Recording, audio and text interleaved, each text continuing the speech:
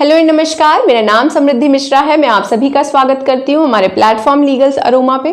Previous lecture में हमने बात किया था आर्टिकल 368 के बारे में, जहाँ पे हमने नीड ऑफ अमेंडमेंट प्रोसीजर को डिस्कस किया था, मोड्स को डिस्कस किया था, मेथड्स को डिस्कस किया था, प्रोसीजर के बारे में भी बहुत अच्छे से समझा था। साथ ही मैंने आप लोगों के साथ आर्टिकल 368 के 5 क्लॉजेस को भी डिस्कस किया था। वहाँ पे हमने simple majority, special majority with ratification को भी बहुत अच्छे से समझा था। आज की क्लास में हम लोग बात करेंगे कि क्या हमारा कॉन्स्टिट्यूशन हमारे पार्लियामेंट को इतना पावर देता है कि वो फंडामेंटल राइट्स भी अमेंड कर सकता है, हमारे मौलिक अधिकारों में भी संशोधन ला सकता है। क्या इतना पावरफुल है हमारा पार्लियामेंट? इससे रिलेटेड बहुत सारे सुप्रीम कोर्ट के जजमेंट्स भी हम पढ़ेंगे आज। 1950 में हमें हमारा कॉन्स्टिट्यूशन मिल गया था। उस समय इंडियन नेशनल कांग्रेस सत्ता में थी, तो कांग्रेस का मैनिफेस्टो कुछ ऐसा था कि जो एग्रीकल्चर सेक्टर के लोग हैं उनके अधिकारों को प्रोटेक्ट किया जाए। इसीलिए वो प्लान किए कि हम 9th शेड्यूल लेकर आएंगे। ओरिजिनली हमारे पास सिर्फ 8 शेड्यूल था, लेकिन 1951 मतलब फर्स्ट अमेंडमेंट के थ्रू 9th शेड्यूल को लाया गया। 9th शेड्यूल लाने के पीछे का रीजन भी यही था कि हम लैंड रिफॉर्म्स लेकर आए ताकि जमींदारी सिस्टम को एबॉलिश किया जा सके। तो 9th शेड्यूल में बोला गया कि आप लैंड से रिलेटेड लॉज को रखिए and those laws will be provided immunity from judicial review, मतलब उन लॉज का जुडिशियल रिव्यू नहीं हो सकता है, ऐसा बोल के 9th शेड्यूल इंसर्ट किया गया। आर्टिकल 31A और 31B भी लाया गया। आर्टिकल 31A और B को समझाती हूँ मैं आपको डॉक्ट्राइन ऑफ एमिनेंट डोमेन के थ्रू, जो कहता है कि हमारा जो स्टेट है वो बहुत पावरफुल है, वो अपने सिटीजन से उनकी प्रॉपर्टीज़ को, उनके लैंड्स को फॉर पब्लिक यूज़ ले सकता है और बदले में आपको कंपनसेशन भी प्रोवाइड करेगा। ऐसी बातें होती हैं आर्टिकल 31A और 31B से रिलेटेड। साथ ही आर्टिकल 15, 19, 85, 87, 174 और 176 में भी अमेंडमेंट किया गया। तो बात ये हुई कि 31A और B को जो हमने पार्ट 3 में इंसर्ट किया है, जहां फंडामेंटल राइट्स की बात होती है, तो ये हमारे फंडामेंटल राइट्स को छीन रहा है हमसे। क्योंकि यहाँ पे तो बात की गई ना कि स्टेट पावरफुल है, वो पब्लिक यूज़ के लिए सिटीजन से उनके लैंड ले सकता है, तो ये फंडामेंटल राइट तो हुआ नहीं, rather it is a restriction on right to property. और उस समय आर्टिकल 19(1)G में हमारे पास फंडामेंटल राइट था, राइट टू प्रॉपर्टी। तो ये हुआ कि ये हमारे फंडामेंटल राइट को हमसे छीन रहा है। बस इसी बात को लेके, इसी कंट्रोवर्सी के चलते फर्स्ट अमेंडमेंट एक्ट 1951 को चैलेंज किया गया इन शंकरी प्रसाद वर्सेस यूनियन ऑफ इंडिया। इस केस को डिस्कस करने से पहले हम बात करेंगे आर्टिकल 13 के बारे में, जो बात करता है लॉज इनकंसिस्टेंट और इन डेरोगेशन विथ फंडामेंटल राइट्स। जहां पे आर्टिकल 13 का क्लॉज 2 को लेकर बहुत विवाद हुआ। 13 का क्लॉज 2 कहता है कि स्टेट ऐसा कोई लॉ नहीं बना सकता जिससे सिटीजन से उनके फंडामेंटल राइट्स छीन लिए जाएं। ऐसा कोई भी लॉ अगर स्टेट बनाता है तो that law will be void. साथ ही आर्टिकल 13 के क्लॉज 3 के सब क्लॉज ए में लॉ को डिफाइन किया गया, जहां बोला गया कि law includes ordinances, orders, bylaws, rules, regulations, notifications, custom and usages. पर यहाँ पे कहीं भी कॉन्स्टिट्यूशनल अमेंडमेंट वर्ड नहीं लिखा गया। तो बात ये हुई कि जब लॉ का मतलब ही नहीं है कॉन्स्टिट्यूशनल अमेंडमेंट, तो आप जो पार्लियामेंट ये अमेंडमेंट कर रहा है that is void in nature. Ground यही लिया गया चैलेंज करने के लिए इस अमेंडमेंट को कि इस अमेंडमेंट के थ्रू हमारे फंडामेंटल राइट्स हमसे छीने जा रहे हैं, इसलिए फर्स्ट अमेंडमेंट वॉइड इन नेचर है। आर्ग्यूमेंट भी दिया गया कि जैसे आर्टिकल 12 कहता है कि स्टेट इंक्लूड्स पार्लियामेंट, वैसे ही आर्टिकल 13 सब क्लॉज 3 में मेंशन कर देना चाहिए था कि लॉ इंक्लूड्स कॉन्स्टिट्यूशनल अमेंडमेंट, पर ऐसा कोई मेंशनिंग ही नहीं है। तो सुप्रीम कोर्ट ने कहा कि देखो, लॉ बनाने के 2 तरीके हैं, या तो आप ऑर्डिनरी लेजिस्लेटिव प्रोसेस को फॉलो करिए और लॉ बनाइए, और अदरवाइज आप कॉन्स्टिट्यूशन में दिए गए कॉन्स्टिट्यूएंट पावर को एक्सरसाइज करते हुए कॉन्स्टिट्यूशनल अमेंडमेंट लेकर आइए। इसीलिए जो पार्लियामेंट ने कॉन्स्टिट्यूशनल अमेंडमेंट किया है वो वैलिड इन नेचर है, no matter if it takes away और एब्रिजेस योर फंडामेंटल राइट। मतलब अगर आपका फंडामेंटल राइट आपसे छीना जा रहा है तो भी पार्लियामेंट के द्वारा कॉन्स्टिट्यूशनल अमेंडमेंट जो लाया गया है that is valid in nature. यहाँ आर्टिकल 368 को सुप्रीम कोर्ट ने प्रायोरिटाइज किया, उसको इंपॉर्टेंस दिया। बात यहीं पे रुकती नहीं है। 1964 में 17th अमेंडमेंट एक्ट आया, जहां पे फिर से 9th शेड्यूल में कुछ लैंड लॉज को इंसर्ट किया गया, जिसकी वजह से फिर से वो अमेंडमेंट एक्ट चैलेंज हुआ इन Sajjan Singh versus state of Rajasthan 1965। तो सुप्रीम कोर्ट ने कहा कि देखो, पार्लियामेंट के पास पावर है कि वो कॉन्स्टिट्यूशन में अमेंडमेंट कर सकता है अपनी कॉन्स्टिट्यूएंट पावर को एक्सरसाइज करते हुए। जो अमेंडमेंट लाया जा रहा है वो किसी ऑर्डिनरी लेजिस्लेटिव प्रोसेस के थ्रू नहीं लाया जा रहा है, वो कॉन्स्टिट्यूशन में दिए गए पावर्स को एक्सरसाइज करते हुए लाया जा रहा है। इसीलिए it is not violative of article 13 clause 2। Supreme court ने यह भी कहा कि अमेंडमेंट ऑफ द कॉन्स्टिट्यूशन का मतलब होता है amendment of all the provisions of the constitution. सारे प्रोविजंस को अमेंड करने की पावर पार्लियामेंट के पास है under article 368। Chief justice Gajendragadkar ji ने कहा कि हमारे जो फ्रेमर्स थे कॉन्स्टिट्यूशन के वो बहुत इंटेलिजेंट थे। अगर उन्हें ऐसा कुछ रेस्ट्रिक्शन लगाना होता कि आप फंडामेंटल राइट्स को कभी अमेंड नहीं कर सकते, तो कोई ना कोई एक्सप्रेस प्रोविजन के थ्रू उन्होंने कॉन्स्टिट्यूशन में ये मेंशन कर दिया होता कि भाई आप आर्टिकल 368 में अमेंडमेंट का पावर हम दे रहे हैं पार्लियामेंट को, लेकिन आप फंडामेंटल राइट्स अमेंड नहीं करेंगे। पर ऐसा कोई एक्सप्रेस प्रोविजन हमारे कॉन्स्टिट्यूशन में मेंशन नहीं है, इसीलिए आर्टिकल 368 के थ्रू पार्लियामेंट फंडामेंटल राइट्स को भी अमेंड कर सकता है। 1965 से बात थोड़ी आगे बढ़ती है 1967 में, जहां हम बात करेंगे Golaknath versus state of Punjab की, जहां फिर से 17th अमेंडमेंट को चैलेंज कर दिया गया था। यहां 11 जजेस की बेंच बैठी, 6:5 की रेशियो में जजमेंट आया। चीफ जस्टिस सुब्बा राव का कहना था कि जो पावर की बात हो रही है कि कॉन्स्टिट्यूशन ने पार्लियामेंट को पावर दिया है अमेंडमेंट का, तो पार्लियामेंट के पास कोई ऐसा पावर नहीं है कि वो फंडामेंटल राइट्स को अमेंड कर सके। साथ ही उन्होंने ये भी कहा कि आर्टिकल 368 तो बात ही करता है प्रोसीजर के बारे में, तो पावर कहाँ से आ रहा है? तो उन्होंने कहा पावर वो रेजिडुअरी पावर से डिराइव कर रहे हैं article 245 red with entry number 97 of list 1, जहां बात होती है कि जो भी मैटर लिस्ट 1 और लिस्ट 2 में मेंशन नहीं है उन मैटर्स पे भी पार्लियामेंट लॉज बना सकता है। तो कह रहे हैं कि प्रोसीजर की बात हो रही है 368 में, पावर की बात हो ही नहीं रही है। पावर तो वो आर्टिकल 245 और एंट्री नंबर 97 से डिराइव करता है। उन्होंने एक और आर्ग्यूमेंट को रिजेक्ट किया, बोला जो पार्लियामेंट के पास अमेंडमेंट की पावर है ना, ये सॉवरेन पावर नहीं है, rather it is a legislative process. साथ ही उन्होंने एक और बात की कि amendment is a law under article 13 clause 2। उन्होंने कहा कि अमेंडमेंट लॉ है क्योंकि लॉ का मतलब होता है every kind of law, statutory as well as constitutional. तो कॉन्स्टिट्यूशनल लॉ के थ्रू अगर पार्लियामेंट कोई अमेंडमेंट लेकर आता है और वो अमेंडमेंट हमारे फंडामेंटल राइट को वॉयलेट करता है, तो that amendment will be considered void, वो अमेंडमेंट इनवैलिड होगा। अब ये हुआ कि first amendment, fourth amendment, 17th amendment, क्या ये सारे अमेंडमेंट इनवैलिड हो जाएंगे? तो चीफ जस्टिस साहब ने कहा ऐसा नहीं होगा, क्योंकि हम अप्लाई करेंगे doctrine of prospective over ruling.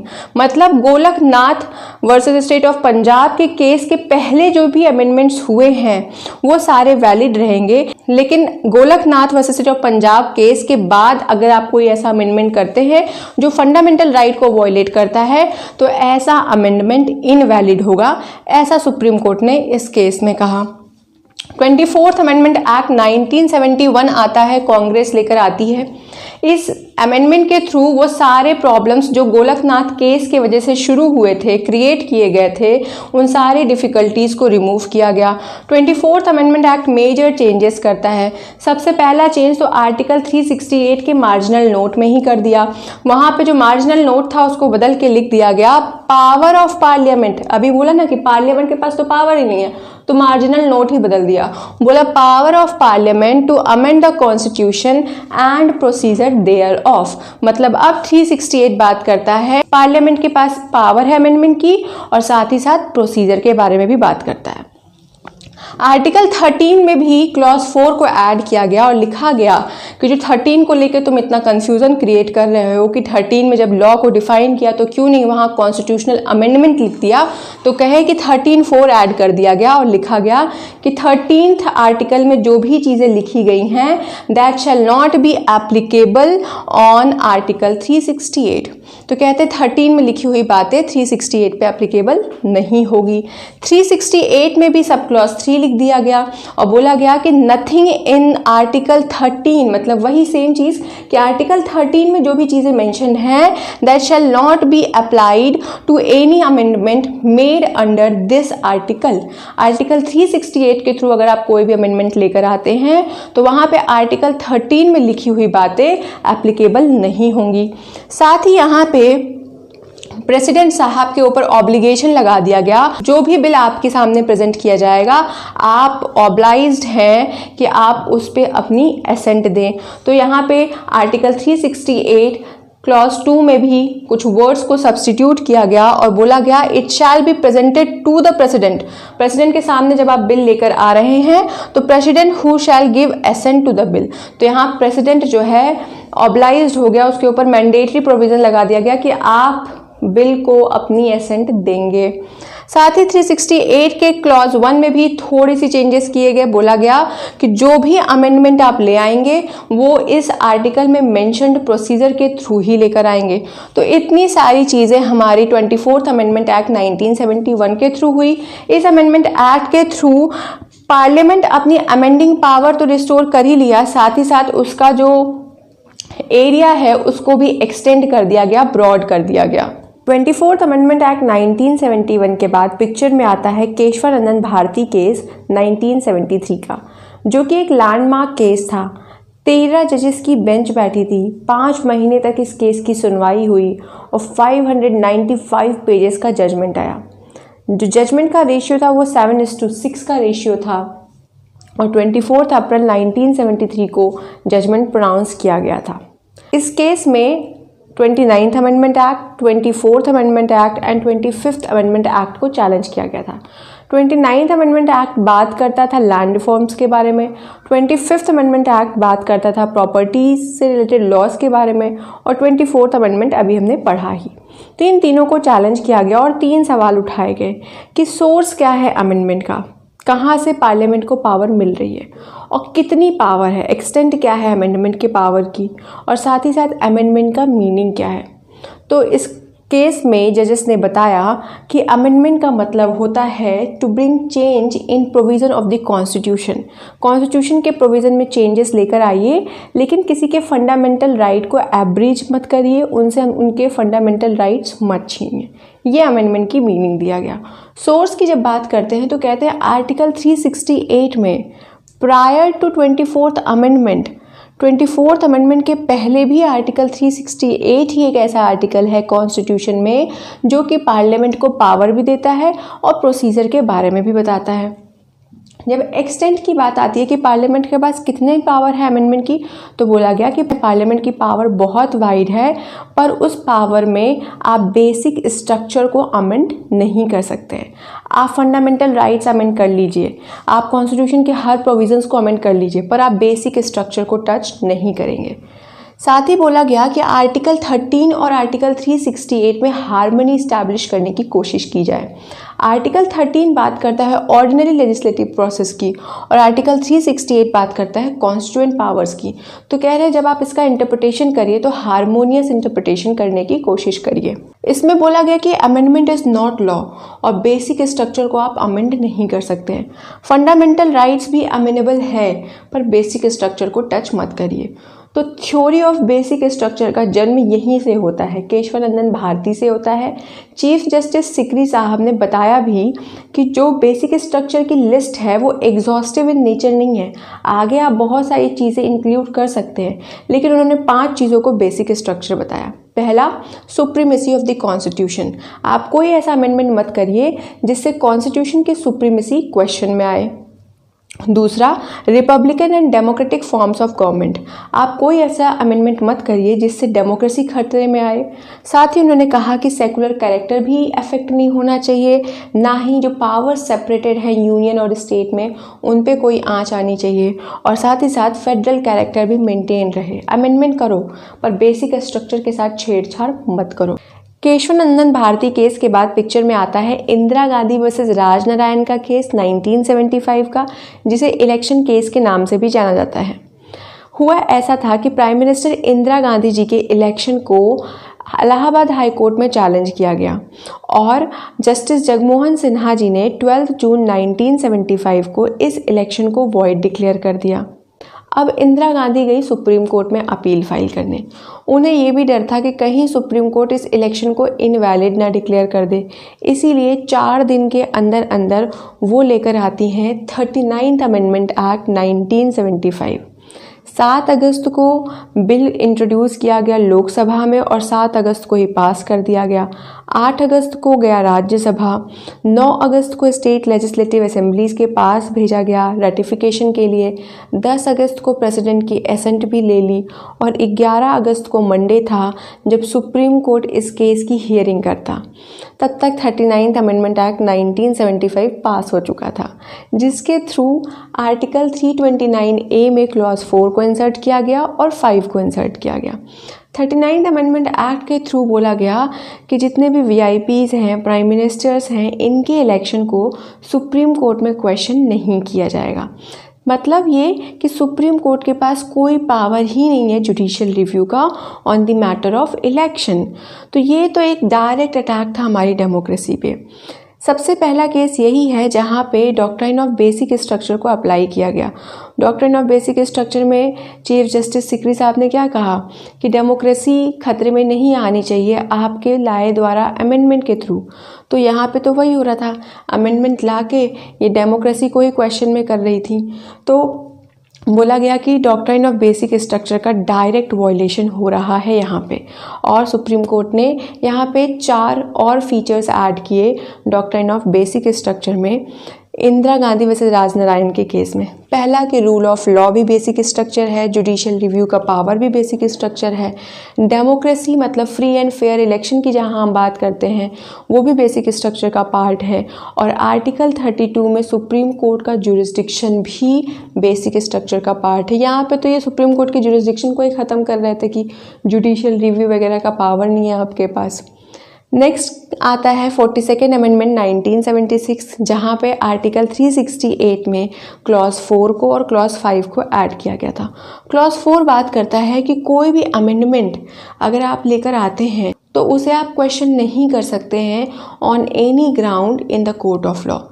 और 368 का 5 बात करता है कि पार्लियामेंट के पास जो अमेंडमेंट की पावर है उस पर कोई भी लिमिटेशन नहीं लगी है।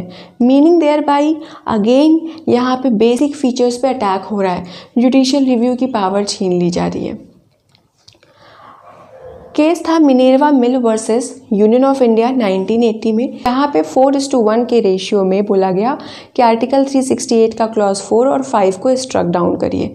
साथ ही सुप्रीम कोर्ट ने हेल्ड किया कि हार्मनी इस्टेब्लिश करने की कोशिश की जाए between part 3 and part 4 of the constitution, fundamental right और DPSP में बैलेंस बनाइए। सुप्रीम कोर्ट ने कहा कि जुडिशियल रिव्यू भी बेसिक फीचर है, लिमिटेड पावर ऑफ पार्लियामेंट भी बेसिक फीचर का ही पार्ट है, साथ ही जुडिशरी इंडिपेंडेंट होनी चाहिए, ये भी बेसिक स्ट्रक्चर का पार्ट है। ये एक ऐसा केस था जहाँ से हमें पता चला कि कॉन्स्टिट्यूशन सुप्रीम है, पार्लियामेंट सुप्रीम नहीं है। मतलब पार्लियामेंट पावर डिराइव करती है कॉन्स्टिट्यूशन से, पार्लियामेंट सुप्रीम बॉडी नहीं है, कॉन्स्टिट्यूशन ही सुप्रीमा लेक्स है। वो इस केस से हमें पता चला। लास्ट केस बात करेंगे वमन राव केस के बारे में, वमन Rao versus union of India 1981। इस केस में बोला गया कि 24 अप्रैल 1973 जिस दिन केशवानंदन भारती केस का जजमेंट आया था, मतलब हमें डॉक्ट्राइन ऑफ बेसिक स्ट्रक्चर मिला था, तो बोला गया कि amendment before 24 April 1973 is valid and constitutional.